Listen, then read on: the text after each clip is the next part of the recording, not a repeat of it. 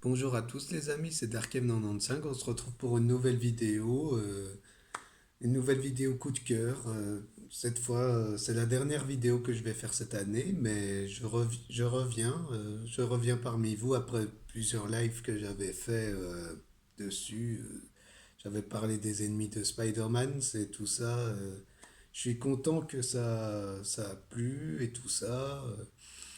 J'ai voulu parler d'Amazing Spider-Man et tout ça, mais Spider-Man, je crois que j'en parlerai beaucoup l'année prochaine parce qu'il y a des choses que j'aimerais parler, mais je vais pas m'étendre dessus. Je vous dirai les infos au fur et à mesure, mais voilà quoi, c'est Spider-Man, j'ai envie d'en parler aussi. Il y a plein de choses qui sont prévues l'année prochaine, mais je veux vous garder la surprise et je suis heureux de vous retrouver à nouveau. Malgré une longue absence que j'ai fait, j'avais envie de m'occuper de ce que j'écris et tout ça. J'avais envie de faire ça. Et il y avait des choses qui se sont passées que j'en avais marre. C'est juste ça. Il y a des choses.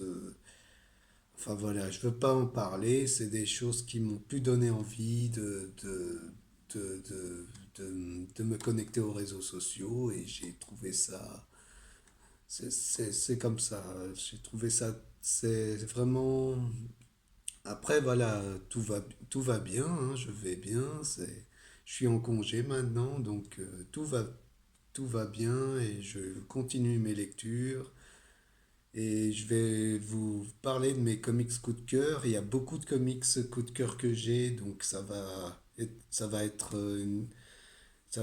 je vais en parler brièvement quand même, hein, vu que j'en ai parlé sur Instagram, hein, mais je vais vous en reparler.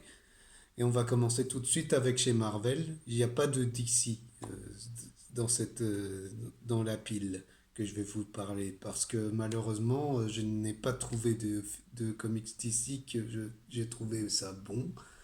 Mais enfin dans mes coups de cœur j'en ai pas. Malheureusement j'en ai pas. J'en ai pas lu beaucoup de comics DC. J'ai lu que les Batman Arkham que je dirais, je les ai là, mais c'est pas, je les considère pas comme des comics coup de cœur, c'est des comics pour les fans de Batman. Mais je vous en parlerai quand je ferai mon live sur les ennemis de Batman, parce que ça en vaut la peine quand même, hein, cette collection, hein. Mais voilà, c'est un comics que je dirais pas que je conseillerais. Enfin, c'est pas, voilà quoi. J'ai pas lu grand chose en DC, j'ai lu beaucoup plus de Marvel et j'ai lu de l'indé, comme à mon habitude, j'aime bien. Enfin, je vais pas changer mes habitudes, je vais continuer à faire ça. Et on va commencer avec Khazar, qui est librement un peu inspiré de Tarzan. C'est de Tarzan et le monde perdu. Et Khazar, c'est un personnage que j'avais envie de lire. Khazar, comme Roy Thomas, il a créé ce personnage. Et, et les personnages comme ça, les personnages sauvages, j'aime bien.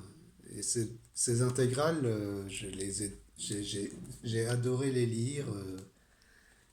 Avec la première apparition de Shanna que j'avais déjà vue dans Savage Wolverine que c'est deux personnages que j'aime bien. Et Khazar, j'attends la suite avec impatience. C'est vraiment des intégrales que j'aime lire. En plus, ces derniers temps, cette année, j'en ai lu beaucoup d'intégrales. Enfin, j'avais lu les Spider-Man, mais j'ai pas tout à fait terminé de les lire. Mais j'ai très envie de les continuer, hein, c'est le cas. Et il y a Khazar, et après il y a d'autres intégrales qui m'intéressent. Il y a Hulk aussi que j'ai commencé, mais après voilà. Et voilà, je trouve que Khazar c'est un personnage intéressant. C'est disponible en deux tomes pour l'instant. Et je me suis régalé à la lecture. Tu vois des méchants qui sont pas connus. Il y a Mandrill que j'avais vu dans la série animée Avengers qui est là. Moi je me suis régalé. Je m'intéressais à ce qu'il y avait. Il y avait même Daredevil qui est là. C'est fou. Il y a la chose qui est là. Il y a des choses que je voulais lire et c'est cool. C'est vraiment cool On sent que c'était les débuts des comics avant le Comics Code Authority, si je me trompe pas. Ça se sent en tout cas dans ces titres. Et si vous aimez les comics à la Tarzan et tout ça, je vous les recommande. Et c'est vraiment très bon, je trouve, hein. C'est comme les Conan de Roy Thomas, je me régale à les lire en fait, j'aime bien ce que fait Roy Thomas en ce qu'il a fait en comics Marvel et je suis pas du tout déçu de ce qu'il a fait. Et après, on va parler des comics que j'avais. J'en ai déjà parlé dans ma vidéo avec Captain America, avec Secret Empire, hein, que j'ai adoré cet event et ça me donne envie d'en lire d'autres events qui vont arriver, les King in Black, euh, Devil's Reign qui est prévu, qui m'intéresse. Et Secret Empire, j'ai beaucoup aimé. Je sais que beaucoup n'aiment pas Secret Empire, mais moi j'ai bien aimé. C'est juste parce que j'ai j'ai- j'ai trouvé il avait plus de sens qu'Avengers Endgame pour moi. Parce que il a la même narration qu'un Avengers Endgame, hein. Tu vois qu'ils veulent chercher quelque chose mais là c'est avec le cube cosmique et là c'est pas avec c'est ça en fait. Et on voit un Captain America qui est au service de l'Hydra et je trouve que c'est bien fichu et c'est dommage qu'on n'a pas eu ça dans The Falcon et Winter Soldier parce que j'aurais bien voulu voir ça, un Captain America maléfique dans la série. Et, euh, et Secret Empire, c'est vraiment un event que j'aime bien, avec Siege et tout ça. C'est un des titres que j'aime bien.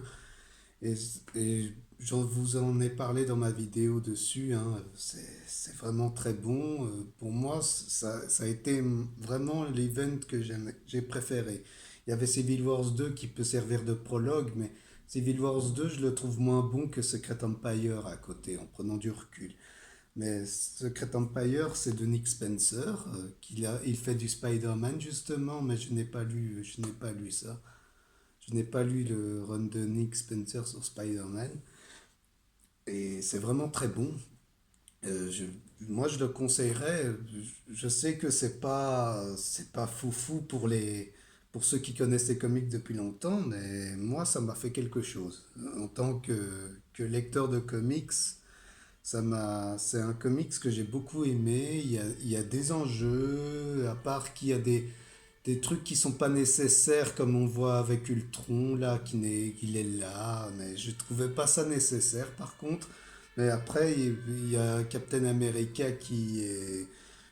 Enfin, il y a toute une histoire avec Captain America qui est assez intéressante. Et je trouve que c'est pas totalement raté pour ce que ça raconte. Et franchement, je le conseillerais, je le conseillerais vraiment. Après, on a le Captain America, l'hiver américain, qui est la suite de Secret Empire. On peut considérer que c'est la vraie suite, parce qu'il y a eu une autre suite avant, mais je n'ai pas lu avec Mark Waid, je pense. Mais je l'ai pas lu celui-là, et pourtant il y a Craven dedans. Je pense que je jetterai un œil dessus. Mais il y a euh, Hiver américain. C'est, Moi j'ai bien aimé. C'était de Andy Kubert et tout ça. On voyait les conséquences de Secret Empire. Et alors on a, on a une narration. Je m'en souviens quand j'ai lu ce comic, je voulais pas m'arrêter. J'ai adoré ce titre. Et j'attends toujours la suite, bordel de merde. J'attends toujours la suite. C'était bon, c'était tellement bon comme titre et je regrette pas mon achat dessus, hein. C'est Marvel Deluxe en plus, j'en ai acheté quelques-uns cette année. Comme ils ont sorti les Dan Slott, ils ont sorti des runs de Dan Slott sur ces éditions-ci. Et franchement, j'ai vraiment bien aimé ce titre. Et en plus, j'ai envie de savoir la suite, hein. J'ai vraiment envie de savoir et je veux pas avoir trop d'attentes. J'espère juste que ça va réussir à tenir la haleine jusqu'au bout et que ça va pas en faire trop. C'est juste ça que j'ai peur parce que souvent, Souvent chez Marvel, je trouve qu'ils en font trop quand il y a des runs aussi bien faits que ça. Et personnellement, c'est de Coates que j'avais lu avec Black Panther, j'avais bien aimé, je vous en ai parlé déjà dessus d'ailleurs, mais c'est vraiment très bien comme... si vous aimez Captain America, moi je fais partie des gens qui aiment bien ce personnage et c'est un de mes coups de cœur de l'année, je ne peux que recommander ce titre. Après, on a Power Ranger, Soul of the Dragon de chez Vestron. Maintenant, on change, on est chez les indépendants. Et c'est un des récits chez Vestron que j'ai plus aimé dans tout ce que j'ai lu chez Vestron parce que je m'en suis fait à l'appel des titres chez Vestron.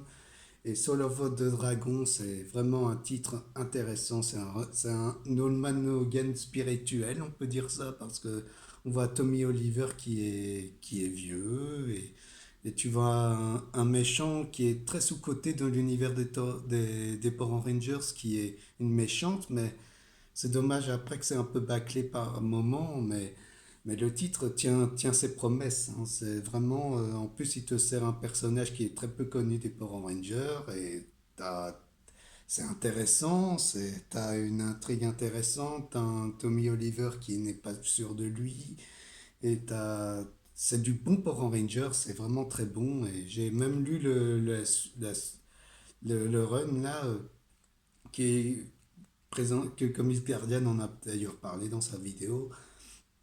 Je l'ai dévoré aussi, j'ai bien aimé. Chez Vestron, franchement, ils font du bon boulot pour ça. Et je pense que je vais me lancer sur les tomes des Transformers que j'avais vus au magasin.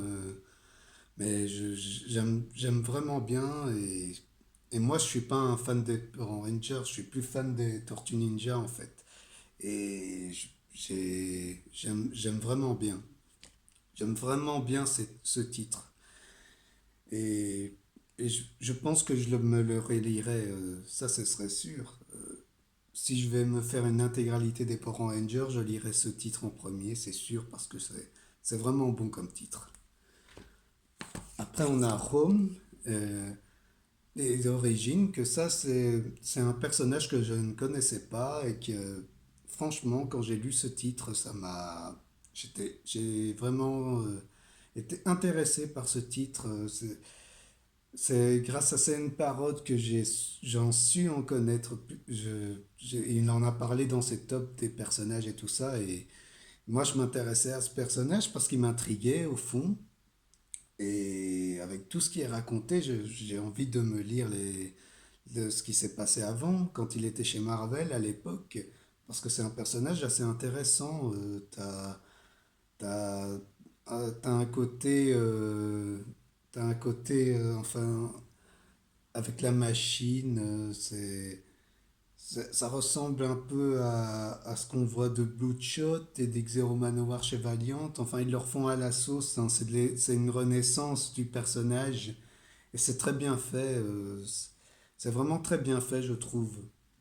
C'est un titre je trouve difficile à définir parce il prend des choses qu'on n'a pas l'habitude de voir dans les comics, même si ouais, il y a de l'action et tout ça, il y a tout ce qu'il faut pour faire de bonnes choses.